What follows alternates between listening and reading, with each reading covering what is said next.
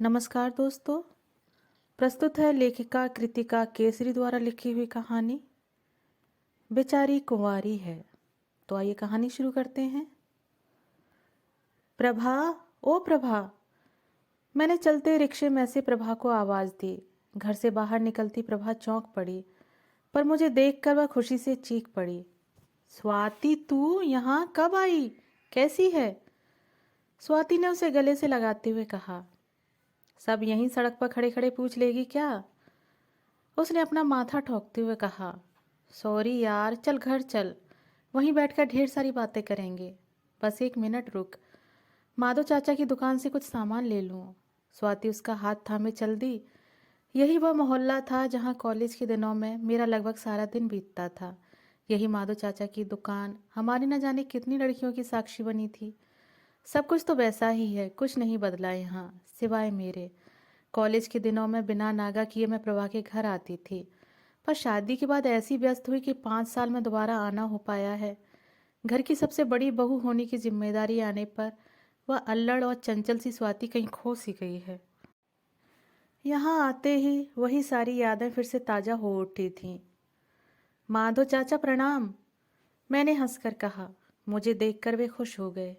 अरे स्वाति बिटिया, कितने दिनों के बाद आई हो, चॉकलेट खाओगी? मैं खिलखिला पड़ी। हाँ माधव चाचा, खाऊंगी, पर अब एक चॉकलेट और देनी होगी मेरी बिटिया के लिए। काहे नहीं बिटिया, तुम्हारी बिटिया हमारी पोती हुई ना, उसके लिए तो 2 चॉकलेट देंगे। सच बिटिया, कलेजा ठंडा हो गया तुम्हें देखकर।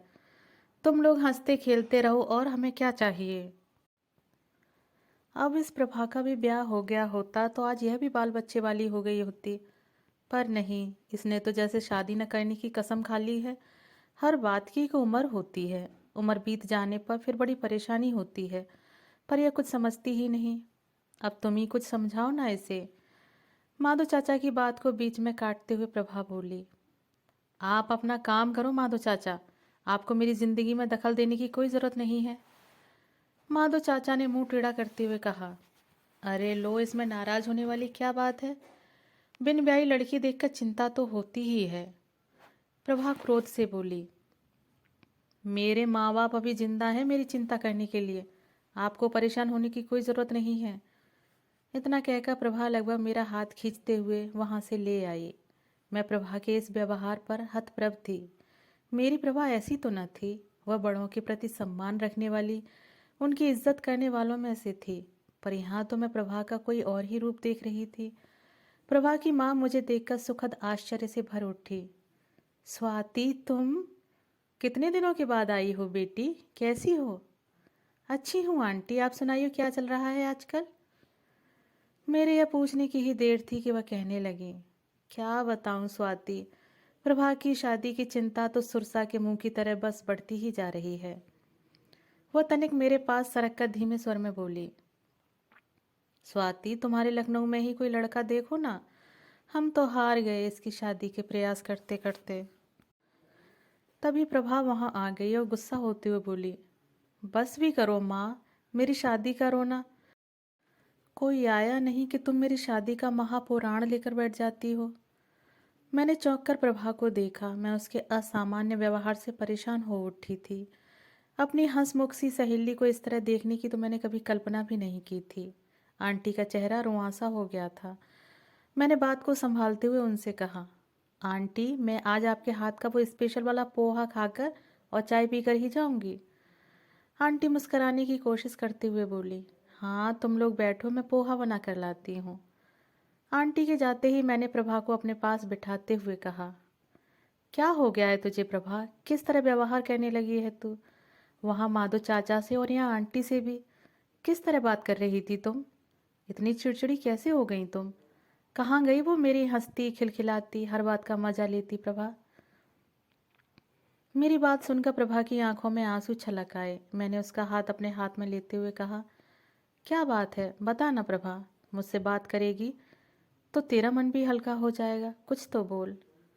प्रभा ने आंसू पोंछते हुए कहा। क्या बताऊं स्वाति, बात ऐसी है कि कहने में भी अजीब लगती है। मैं क्या बताऊं किसी को कि मैं इसलिए परेशान हूं क्योंकि मेरी शादी नहीं हो रही है। पहले तो मैं चौंक पड़ी, फिर हंसकर बोली, बस इतनी सी बात के लिए इतना बवाल मचा रखा है तुमने। मैं थोड़ा नाराज होते हुए बोली, देखा, तुमने भी मेरी बात को नहीं समझाना, पर शायद तुम समझ भी नहीं सकती कि एक 26 साल की होने के बाद भी किसी लड़की का कुंवारा होना कितना बड़ा अभिशाप हो सकता है। मैंने परेशान होकर कहा, साफ साफ कह ना प्रभा, क्या परेशानी है। वह बोली, स्वाति, हर लड़की की तरह मैं भी चाहती हूँ कि सही समय पर मेरी शादी हो जाए।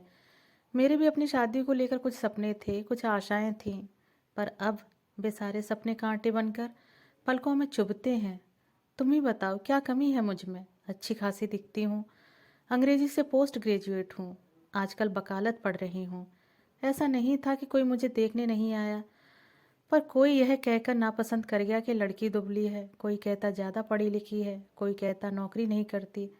कभी किसी को मैं पसंद आई भी तो बात इसलिए टूट गई क्योंकि या तो बात आगे नहीं बढ़ पाई, क्योंकि उनकी दहेज की भूख अधिक होती थी।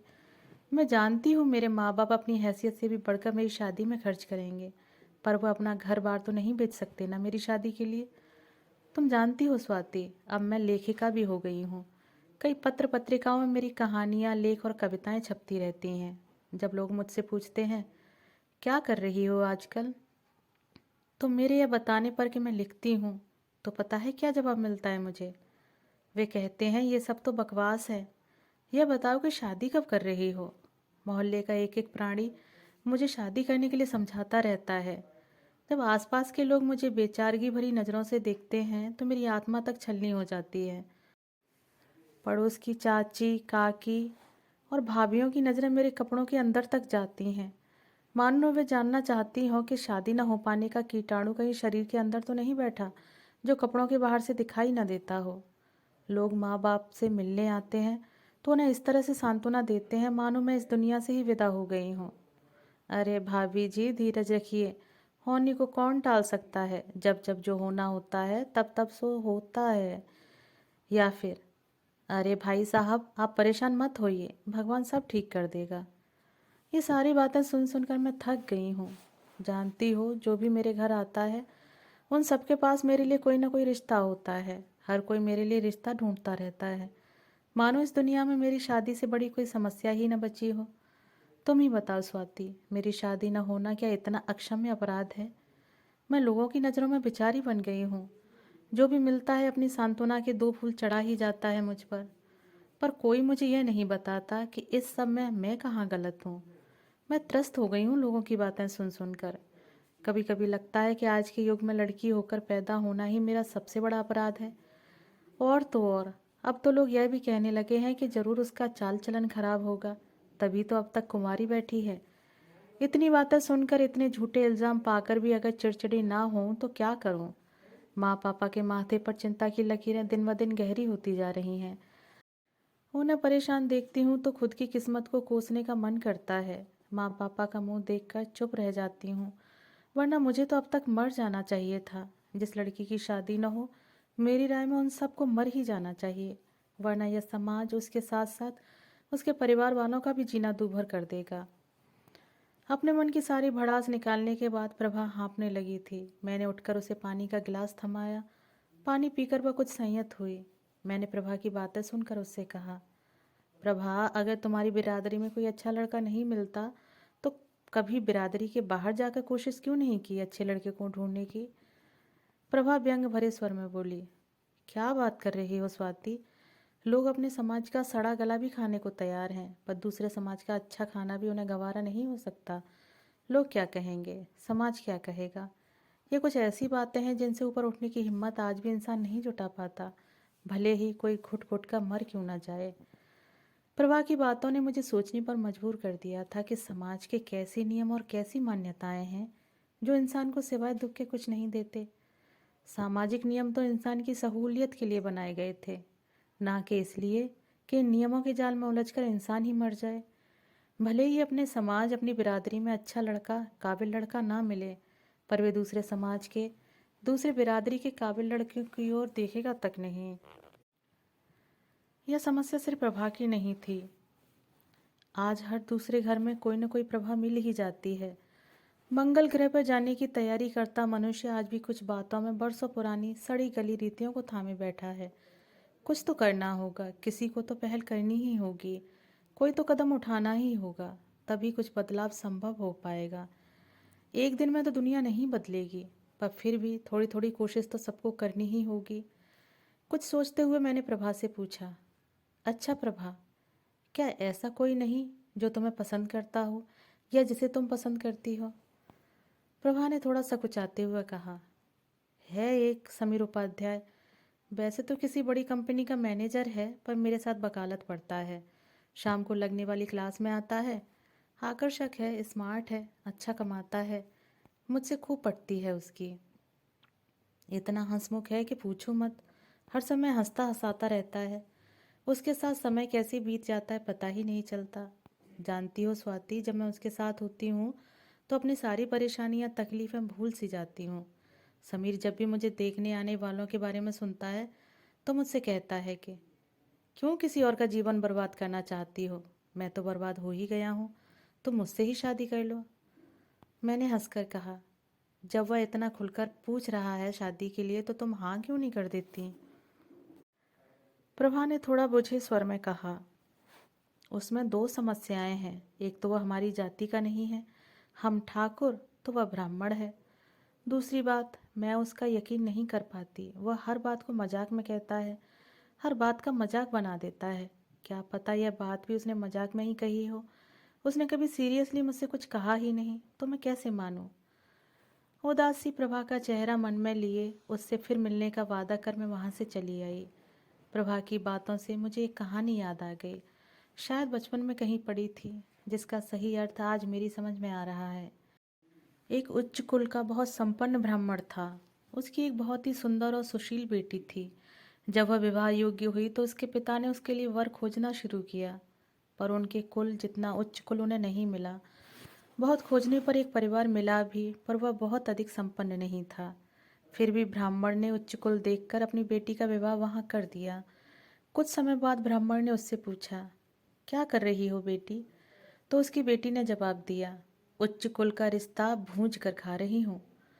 2-3 दिन बाद अपने घर में युद्ध स्तर की तैयारियां होते देख प्रभा समझ गई कि आज फिर उसकी नुमाइश लगने वाली है। उसका मन खिन्न हो उठा। उसका दिल कर रहा था कि वह चीख चीख कर सबसे कहे कि बंद करो ये सब, बंद करो, मुझे सामान की तरह सजाना, दिखाना और फिर मोल भाव करना। मैं जिंदा हूँ, मुझ में भी आत्मा है, मेरी सांसें चलती हैं, क्यों नहीं समझ पाता कोई मेरी तकलीफ को? पर वह ये सब कहती भी तो किससे? अपने माँ पापा का दिल वह तोड़ना नहीं चाहती थी, उनके उत्साह में वह कोई विघ्न नहीं डालना चाहती थी। अतः वह बेमन से तैयार होने चली गई।